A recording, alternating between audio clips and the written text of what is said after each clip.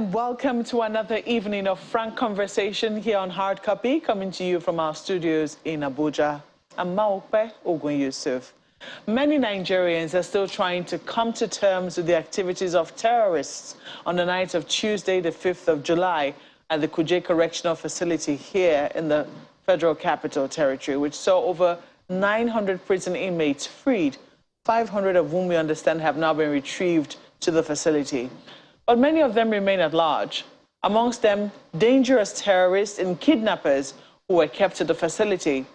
This attack, the latest in a long line of security breaches, has left many questions on the mind of the citizenry and taken aim at the confidence which Nigerians ought to feel in the ability of the state and, by extension, its security agencies to protect them.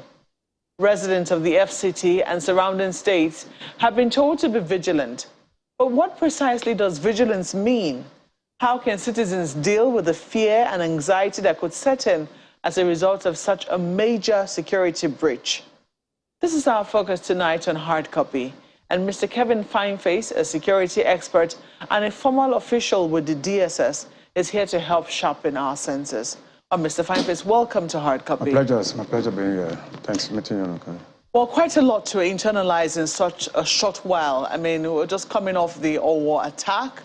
We've heard a number of other attacks in different parts of the country.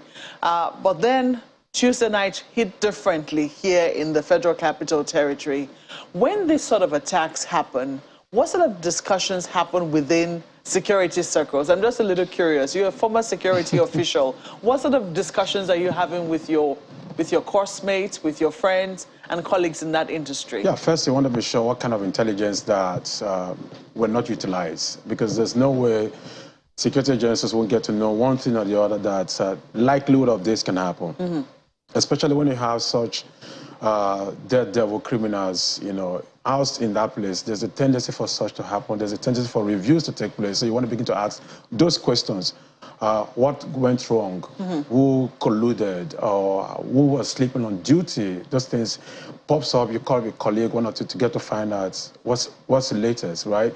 A lot of things that are happening right back there is not something I'm going to be talking about, but how do we get to address the situation that we find ourselves in now?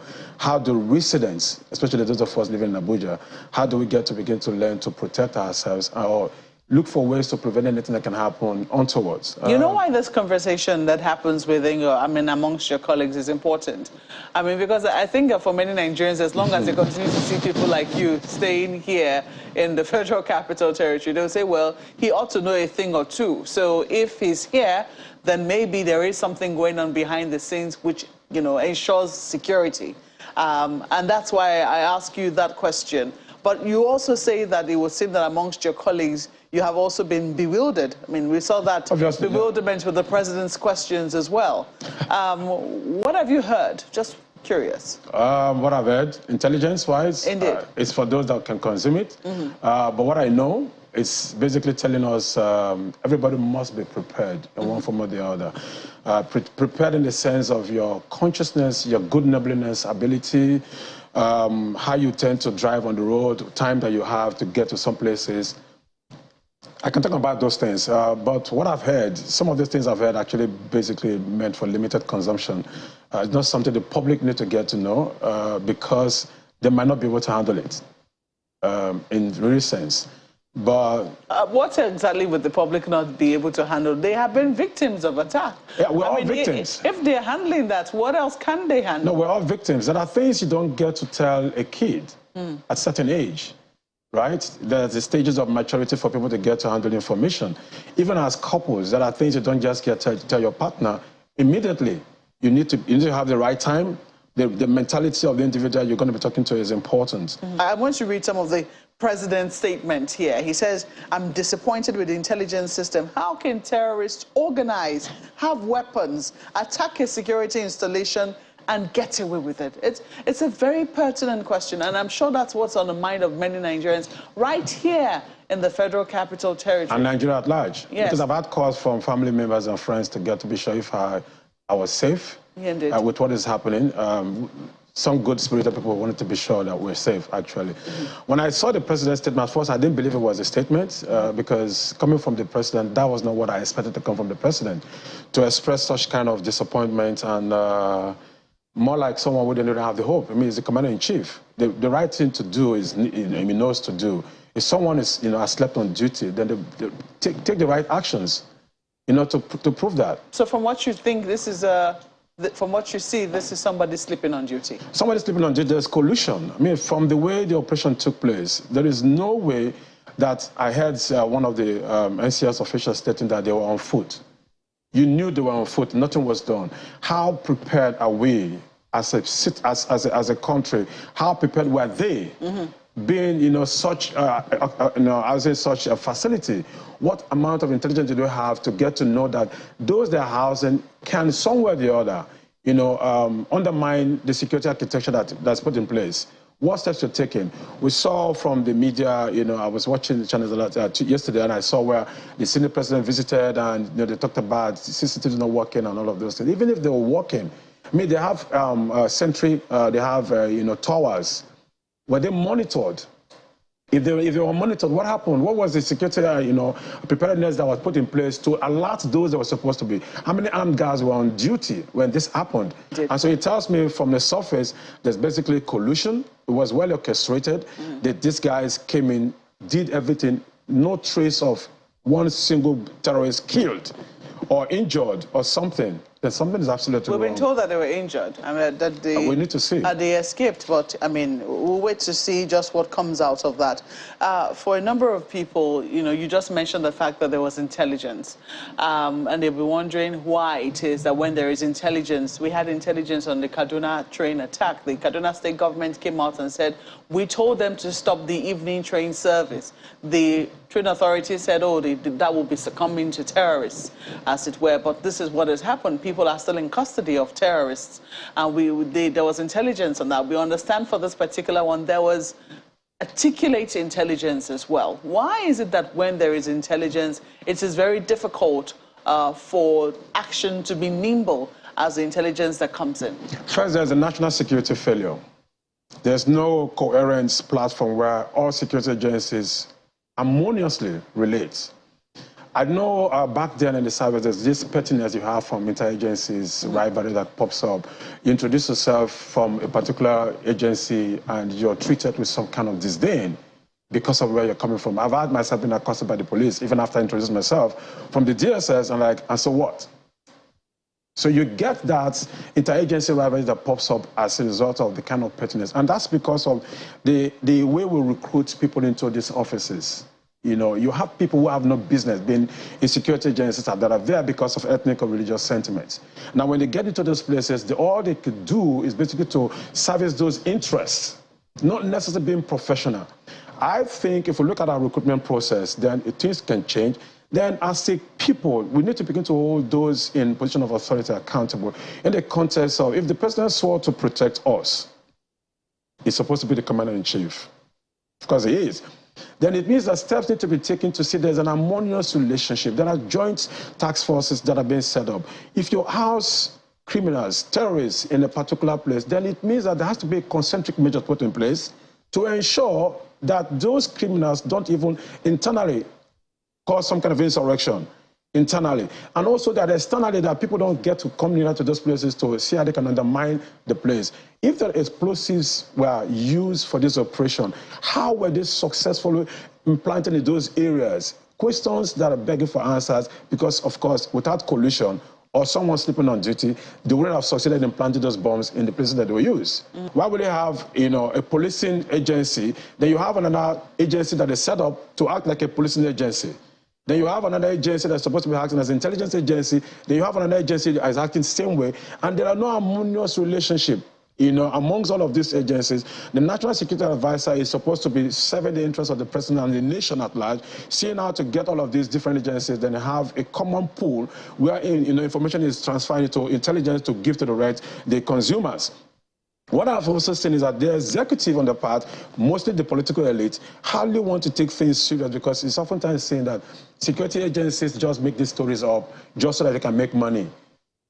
Nobody is accountable. Because nobody is accountable, the tendency for complacency, collusion to take place is very easy because nobody is accountable. But when people are punished for the crimes, I was hoping that by now, if it's a sinner crime, the Minister of Interior by now should have actually resigned. In the Senate climb, the CJ would have actually resigned. You know, would have seen a lot of people leaving that office to give room for the right people to come in to do the right thing. Because I mean, it's pure failure of intelligence as a result of inability to implement that. Let me ask you about personal security now, because as a result of this, I mean, we know that we've been told that terrorists are on the loose, as well as kidnappers, dangerous kidnappers, and this has made a lot of people apprehensive. This is also coming on the back. Just last week, we were talking about the Zamfara state governor asking, you know, the citizens of the state to get guns.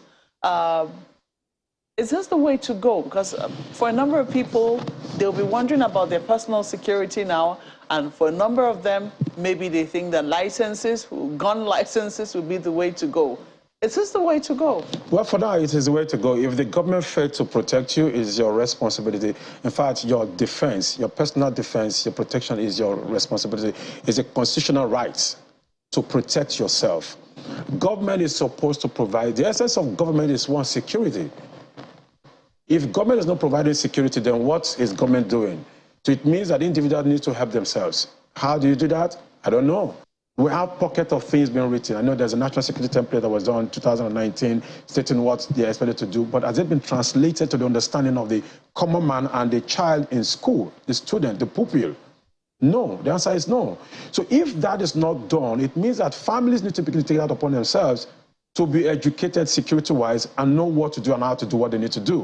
One of the things I've always advised is that ensure that your neighborhood is well lit. Where I live, what I oftentimes do is those guys who walk around, you know, they do menial jobs and everything, I reach out to them because they are your buffers. If you don't reach out to them, then they become your problems. So we as a people, we have to tell ourselves, what are the basic things that we need to have? When you're driving on the road, are your doors locked? Or do you have valuables in your car left in the public places and you think because it's locked and it's safe? No, it's not safe. You have to learn to protect yourself and see how you can prevent certain things from coming your way. It's a simple security education that we must all learn either by force or by any means necessary. Then we need to begin to get certain things to help us to, you know, reduce the extent of damage that can be done to us. If you need to get some support systems in terms of tear gas and all the rest of them, you have your stun gun or stuff like that, please do. I mean, if you're stopped, for instance, because I imagine that there'll be lots of stops and searches in this period as well. The police will be on the lookout, they'll be on the prowl. It will mean that everybody might be armed, both the good and the bad. How are you going to be defending yourself or explaining yourself? You see, it's sad that whenever there's a crisis situation, that's when you find security agencies popping up to try to want to come up. But that's the fire brigade approach. We don't necessarily need the fire brigade approach in handling situations. What has happened at the Kuje prisons is something that correctional facility, like they say, is something that should give us more concern, especially those who live in those areas. Because, see, we're told they were given transport money to go, so those are stories, you know, speculations. First thing any criminal would do is to look for ways to be strengthened. So the closest opportunity they has to steal, to maim, to whatever, you would do that. Now, if these guys are that, you know, they are that dead devil criminals who were tagged terrorists, then it means no life matters to them. So how safe are those people in that environment? Why do we even have that facility in such overly crowded community? The community is growing. Are there plans to move it to a far location? So it's difficult for any escapee to start running out of the prison and finding his way out because you could be seen line of sight and be taken out. Do they have the type of lighting system that can help even in the thick darkness, you know, to say, okay, this is what we have in this place? Did they have something? Those are the questions for the people who will be rebuilding the Kuje facility. We need to ask those questions, not just for them. Yeah. We, the citizens, need to know this, and so we ask those questions. So that when we get to visit or we see them do the things or the contracts that are awarded, we can ask those questions to hold them accountable. If you go through the NCS budgeting provision, you will have seen that they've been projecting for CCTVs, maintenance, and other gadgets they're supposed to be having in those places. Their towers are supposed to be, you know, guarded, But what happened? You're supposed to be having armed guards in that environment and have a rapid response team in wait of, because we have recent jailbreaks in some of these facilities, in Oyo, Kogi, and all of those things. Steps were supposed to be taken to ensure all correctional facilities were guarded, protected from anything that will happen internally or externally. But we never saw that happening. And we just saw people who look so pity on screen, trying to give blame to other factors and stuff like that. Nobody's been sacked. So the people need to begin to ask those questions. Is there anything extra that we need to be saying to reassure citizens at this time? Yeah, first is personal security. It's sad that we don't necessarily do security education to the consciousness of the people as to what they need to do. Everything we say is basically spontaneous or based on impulse. People just tend to put their own security in some way they can understand how to do it. But as a nation, we need to take it as a matter of urgency to start doing security education across board, from the nursery. Every child needs to know what is expected. Every student needs to know what's expected, even at workplaces. So for those going for prayers, I mean, they need to know that the times that we're in are very special times, and there are people who don't act like us, behave like us, or will tend to be funny. We saw what happened with the president's advance team convoy. It's to embarrass the president, to show manship, to show like we're here on ground. It was also a distraction, because what happened, the next what we saw was a Kuje activity that took place. Do you think it's connected? It could be connected. It could be connected, because see, when people operate in the manner in which we operate, not the conventional warfare we're looking at, then it means that there could be a connection to it, to show presence, because there will be a diversion of attention. But we also know that, from the little intelligence I gather, that jailbreak didn't just happen by surprise, because there was intelligence. It was not acted upon. And it was not acted upon for so many reasons. I could act like the devil's advocate here and say probably somebody has taken some money and looked at the extent of damage that will be done and asked guys, because that's why we didn't have the collateral damage that was expected for such kind of bomb blast that took place and the shootings and all of the things that happened there. How do you go to such kind of fortified environment and the number of deaths and casualties is very minimal compared to the extent of explosions and all of that took place?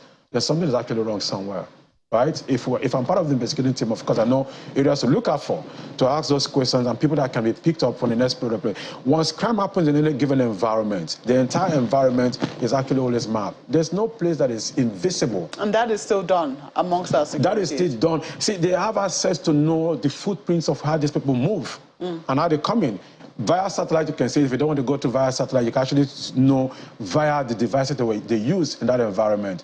Because all devices communicated have footprints. And our security agencies have those capabilities. Of course they do. If they don't, it means when they have interest, they always know how to pick who they want to pick.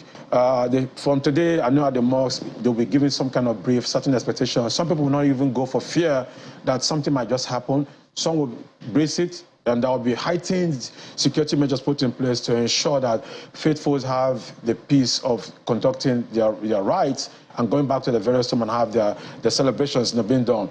But if without, outside of that, what are we doing after that, all of that celebration? Do we continue with the same procedures? Of course, there will be time for review. Like I said, these days you see everywhere you go, based on COVID and based on security you go, they just use the metal detectors. The use of the metal detectors is not also done properly, because those who have been assigned to responsibility are not well educated to understand what they should be looking out for. So in some cases, they look at your presence, maybe what you carry, the kind of car you drive, or how you speak, or the funds they think you can bring. Or that pass. You're not screened. Nobody frisked you. We're supposed to frisk everybody, even the president inclusive, because the president can actually also become a threat to other citizens if he has that interest to want to do that. So the president should not be exempted from any security frisking. Is that part of the training of officials? No, because that's part of it. Everybody is a suspect. Only God we trust. And I think that this also extends to the churches, because if we're still to remember what happened in Owo, the only crime that those people committed was that they went to church. I saw that played out, in the church when they got there, and we're told, based on what is happening, we need to, yes, God protects us, but it's important we also realize that we have responsibilities to take on, depending on God to take care of our protection is actually in itself foolishness to do. We need to be able to put certain measures in place. How much do we know our neighbors? Oftentimes in my church they will tell you, don't keep your valuables because you think you're in the house of God. I mean, we saw, for those of us who are Christians, we saw that the time the children of God met, even Satan came also. So if it could come with God's presence then, not to talk about now, so we have people, even at the malls, there are people who will be well-dressed, but are there to either steal phones, to pickpocket. I've seen that happen while working for the government. So, but if people are conscious about who they are, what they carry, they will know their neighbors, right? So good neighborliness is very important for your personal security. Then do the things that are necessary to put you. Don't also joke with your intuition. It's very important. It's very key that your spirit doesn't let you to go. Don't try to go satisfy everybody's, to impress people. Avoid it if you need to avoid it. There's no need or there's no failure if you don't go, if your intuition doesn't give it that leeway to go. If we do that, and the security agencies will have less job to do, because they are humans. The tendency for them to actually fail is also there. Is the tendency for someone not to report on duty as expected is also there. See, when we get to know ourselves, the more it reduces the extent to which you put in gadgets and other things to cause, because of our security is in the service, insecurity. So you think that there could be oversecurity? Yeah, there could be oversecurity. Have you seen an oversecurity? We've seen that when you deploy about 20,000, policemen to cover an election, that's oversecurity. Okay, well, that is in an election case. We're looking for the 20,000 policemen now to reassure Nigerians. But I just want to know if we know what we're up against. In the intelligence community, are we clear that we are all on the same page as to what the threat we're facing is? Or is it still speculative? I mean, it's not speculative. Yes, let me tell you the problem, if the research that I have done and from my own experience. The political class is the biggest problem of this country. I mean, with all due respect, the security agencies have limitations as to what they can do per time. In terms of implementation, operationality, it has to go with approval of the executive, which is the political class. Intelligence, I've seen an intelligence report sent in to the court, the executive. It was on the table. That same document was seen being sold outside. I used to wrap, what do you call it, our local snacks. How did it get there? With all the minutes, In FCT, I've seen a document, intelligence report sent to the minister's office, and it was in the public domain. I've seen that. So the political class is a problem. The extent to which they tend to appreciate the effort of the security agencies is very minimal. Why? Because of the recruitment process and the welfare system. How do we recruit those who go to represent us as executive? It's a major vehicle that determines how far we go in our journey as a people. If we have people who are not qualified to be at the National Assembly, don't expect anything better. They can't, checkmate the executive. If you employ lawyers who don't have the requisite capacity to become judges at the end of the day, then you don't get any better result. If you have the bar to the president being made school start or whatever it is, and you have anybody, any Tom, Dick, and Harry to come, excuse my French, to become the president of the country, then what do you expect? So those who work for the president that is not qualified to be the president will only sing a song so they can get what they can have for the survival. So we have this whole problem as the cause of where we are today. Security agencies will always get intelligence. They will always get it. But the consumer, the executive, will they utilize it? The answer is not always yes. That is where the problem comes from. There's intelligence that's given by the DSS, for instance. He wants to prove that it's nothing. You know what he does? If it's a policeman, he will let it happen at the face. He said, look at them, they are doing nothing. Meanwhile, it's an embarrassment to everybody. To everybody at the end of the day. And danger to everybody. But they don't get to see it from that perspective because they've all personalized. Is that changing now? Is that sort of perspective changing? It's not changing. It's even getting worse. With what we just seen would happen at the jailbreak. It's getting worse. It's not supposed to be so. We saw the need for more security presence to be made. The military actually briefed for it. But what happened? Yes, they have about 50 men in that location, and the people, how did they know we were about 300 people? How were they able to count 300 people? Why not take out those they can take out in the course of this whole exercise? Because you can actually have a blind spot to take out people you can take out as marksmen, because you must have them to take out those people. You say, how do you get to know there are about 300? That gives me concern. Lots of questions to keep asking, Mr. Fineface. But we have to thank you for coming on Hard Copy today. It's my pleasure. Well, that's our program tonight. If the tips shared here have been useful to you in any way, do let us know using the handles on your screen. Thank you for watching. I'm Maope Ogun Yusuf. Please stay vigilant.